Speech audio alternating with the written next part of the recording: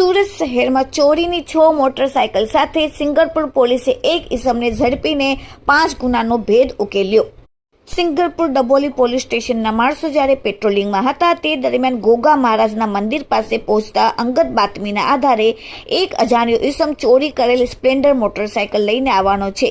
જેને લીધે સિંગરપુર પોલીસ સ્ટેશનના માણસો બાતમીવાળી જગ્યાએ વોચ ગોઠવીને ઊભા રહેતા ત્યાં એક ઇસમ સ્પ્લેન્ડર મોટરસાયકલ લઈને આવેલ, જેનો રજિસ્ટર નંબર GJ04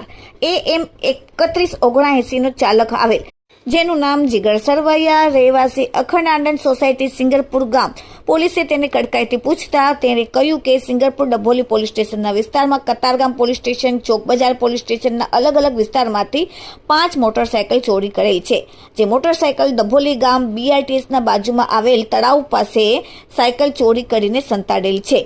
જેથી તે અવારું જગ્યાએથી પોલીસે ચોરેલ 5 મોટરસાયકલ સ્પ્લેન્ડર હીરો હોન્ડાને કબજે કરી તેની સાથે પોલીસે મોબાઈલ, રોકડા રૂપિયા થઈને કુલ